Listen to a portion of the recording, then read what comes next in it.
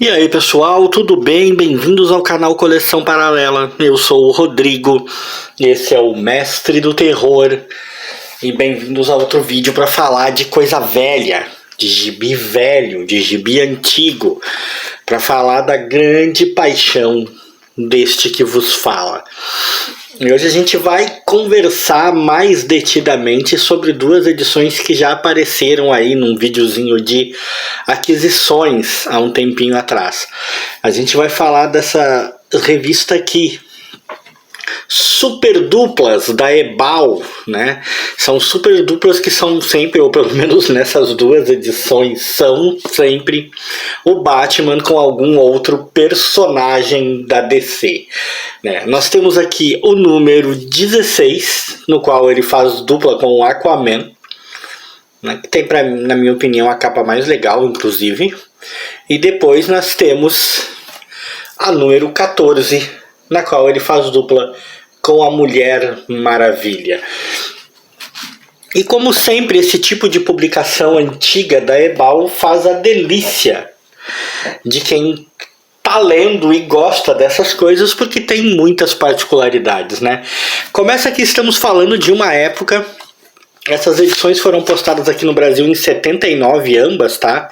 Essa é de setembro de 79 e essa daqui é de novembro de 79, mas obviamente as histórias são mais antigas do que isso, então, né? E são de uma época em que a continuidade das histórias não importava tanto assim para os roteiristas. Isso é uma coisa que fica claro, né? Não tinha tanta importância o depois, as consequências. Ah, se eu fizer tal personagem fazer tal coisa, né, sofrer tal dano, né, como isso vai afetá-lo futuramente. A gente percebe claramente que os caras eram muito mais de boa quanto a isso. Eram muito menos preocupados com consequências futuras. Isso sem falar na total falta de medo, no total desprendimento em moldar os personagens conforme aquilo que as conveniências do roteiro pedia. Isso era fantástico, era uma coisa assim que não tinha erro. E outras pequenas particularidades, né? Vamos falar da número 14, por exemplo. Como eu disse, o Batman aqui faz dupla com a Mulher Maravilha, né? Até deixei cair aqui, gente, ó. A história do Bob Haney e os desenhos do Jim Aparo, né? O grande Jim Aparo, né? A história inteira é desenho dele, né? O argumento também inteiro é argumento dele. O que nós temos aqui é um daqueles casos em que eu vou me permitir um nível de spoilers, assim, né? O que nós temos aqui é uma história em que o Batman está tentando solucionar um sequestro, está tentando libertar uma moça que se supõe sequestrada por uma espécie de pirata terrorista tecnológico, por assim dizer, e a Mulher Maravilha está buscando prender o mesmo cara. Então eles acabam se encontrando no navio que o cara usa para não ser preso, porque ele fica navegando em águas internacionais. O navio é um verdadeiro cenário, vamos dizer assim. O cara faz do navio uma espécie de circo flutuante, e nesse circo ele tem, entre outras coisas, gorilas treinados que atacam a dupla de heróis. E a história daí se desenrola com algumas pequenas reviravoltas e tal. É interessante notar, por exemplo, que principalmente na história dessa aqui da participação dele com a Mulher Maravilha, o Batman aqui tá bem, gente, o Batman tá bem inútil. Durante a maior parte do tempo você tem a impressão de que o Batman tá aqui só para atrapalhar, tá? Né? Ele parece pouco efetivo e é a Mulher Maravilha que faz o trabalho duro o tempo todo. Isso é óbvio, isso fica lógico, né? O Batman toma porrada e faz investigações, é o que ele faz. A Mulher Maravilha tem o seu jato aqui, ele é chamado de avião robô, né? O seu jato invisível, uma curiosidadezinha. Eles chegam até o bandido, e aí o que eu digo? Conveniências do roteiro. E como isso acontecia nessas HQs antigas, né? como tinha isso nas HQs mais antigas ali dos anos 60, dos anos, sei lá, 50, como tinha isso. Os super-heróis, mesmo super-heróis de vasto poder como a Mulher Maravilha, viviam enfrentando ameaças de homens comuns, sem qualquer superpoder. E passavam um maior trabalho para vencer. É o caso aqui. Tudo bem, o Batman não tem superpoderes, apesar daquela história toda de que com preparo ele pode derrotar qualquer pessoa, qualquer ser, né? Eu adoro o Batman, é um dos meus personagens prediletos, mas essa coisa do preparo eu acho extremamente falastrona. Mas a Mulher Maravilha, a gente sabe que ela é, né, casca grossa pra caramba. E ela luta com um cara sem superpoderes e com os gorilas dele, que igualmente são gorilas apenas, né? Não tem nada de especial além de serem gorilas treinados, e ela passa apuros, cara, pra vencer. Numa situação em que você espera que ela dê 2 petelecos nos gorilas e derrube eles, ela passa seus apuros para vencer. Embora seja ela a mais efetiva da dupla, né, vamos dizer assim, como eu já falei, é ela que faz o trabalho mais pesado, né, é ela que dá mais porrada nos vilões e tudo mais. Ao Batman se relega a um cargo um pouco mais investigativo e contemplativo. Ainda assim, ver ela passar por esse trabalho todo para conseguir vencer um vilão sem superpoderes e alguns gorilas, cara, o pessoal daquela época realmente não ligava para a disparidade de poderes e capacidades, não tinha isso. Na segunda história, e essa é uma das curiosidades daquela época, é uma história do Eclipso, cara. A história dá total destaque pro Eclipso, ó. Fim perigoso de uma simbiose. A história do Lin Wei e os desenhos do Joey Orlando, também nomes bastante conhecidos. Eu acho bastante curioso como em épocas passadas se dava um certo destaque para vilões, né? A pontos deles terem muitas histórias próprias, nas quais eles não deixavam de ser os vilões, mas eram os protagonistas, sem dúvida alguma. E o Eclipso é um personagem do qual eu acho mais curioso ainda, que ele tem algumas histórias que lhe deem representatividade. Eu não diria que ele é um vilão totalmente segundo escalão da DC, não é isso. Mas é curioso mesmo assim, né? Mas esse Eclipso que aparece aqui parece um vilão de segunda, porque aparentemente os poderes dele estão muito reduzidos, muito contidos. As capacidades dele parecem incrivelmente menos ameaçadoras do que a do Eclipso que eu conheci, por exemplo, quando eu li aquele confronto do Espectro contra todo o mundo que tem poder mágico no universo DC, no qual se criou o Pacto das Sombras e tal, e o Espectro estava sob influência do Eclipso, né, que estava... O Eclipso tinha usado um corpo de uma mulher ali como hospedeiro e estava meio que seduzindo o Espectro. Aquele Eclipso é vastamente mais assustador e poderoso que esse Eclipso aqui. Outra questão de roteiro, né, de conveniência, de enfoque de personagem. Acho que o personagem ganhou mais capacidades e temeridade com o tempo.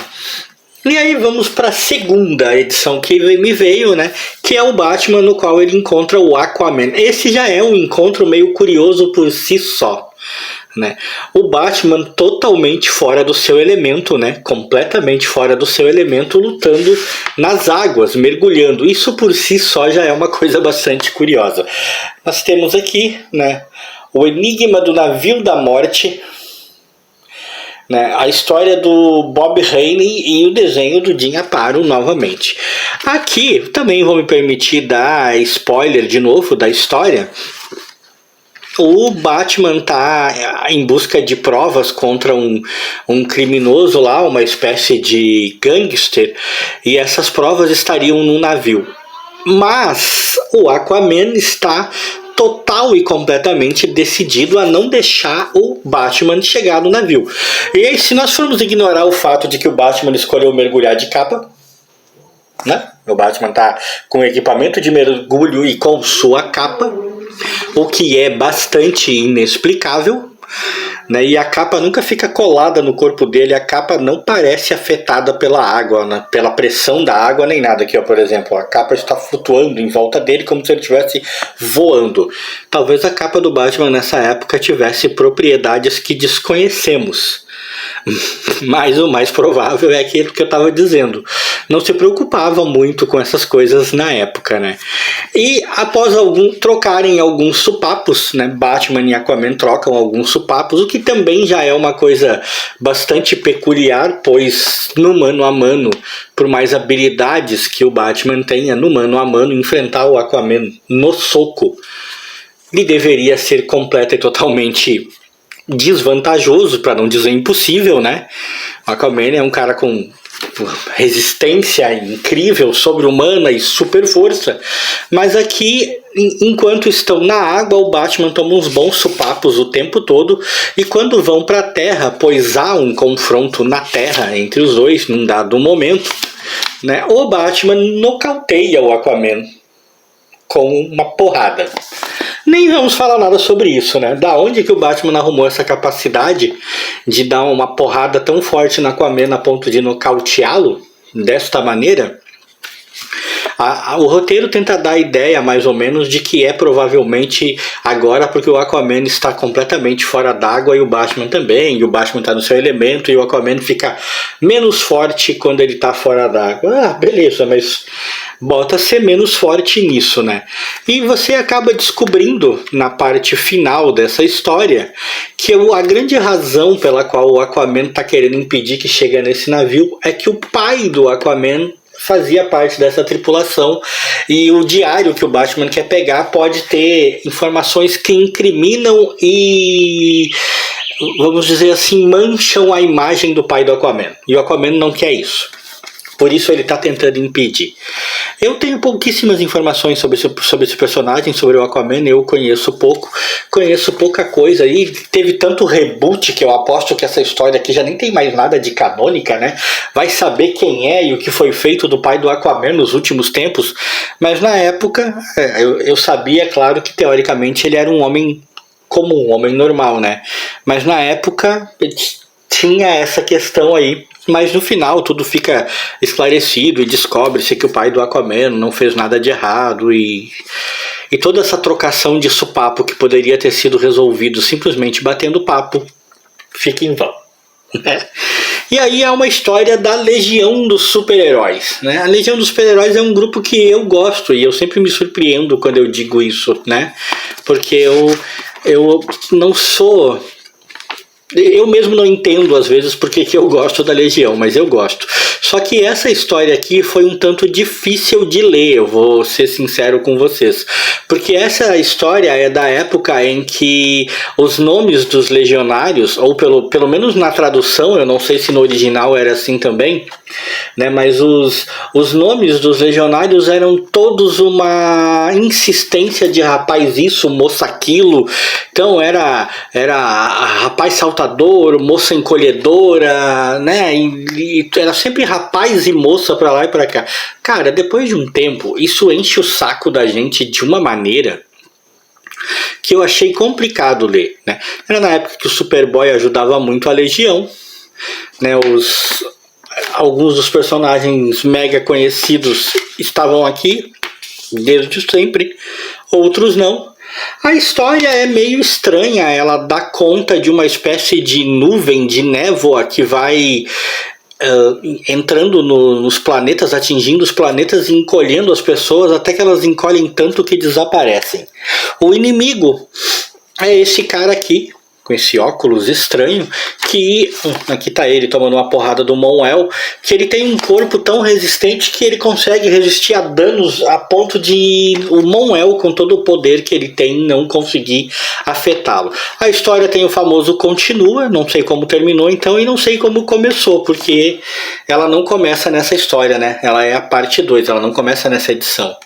Então não tenho certeza de como começou. A história do Batman termina anunciando que na próxima aventura, que seria a continuação dessa, eu esqueci de mencionar isso, a história do Batman também não tem um fim claro, tem fim a interação dele com o Aquaman, mas ele vê alguma coisa no dicionário, olha isso, ele vê alguma coisa no diário que o deixa extremamente perplexo, ele vai voltar para a Terra e na continuação da aventura ele vai encontrar o rastejador. Estou supondo que eles traduziram o rastejante como rastejador, né? Só pode ser isso.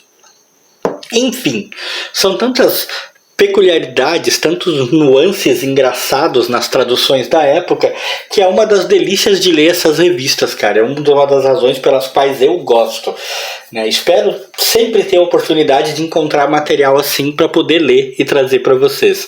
Super Duplas da Ebal era uma ediçãozinha, uma publicaçãozinha muito maneira, muito divertida. Provavelmente era naquela época, na qual ela não destoava do que se publicava, e hoje em dia continua sendo, pelo menos para mim.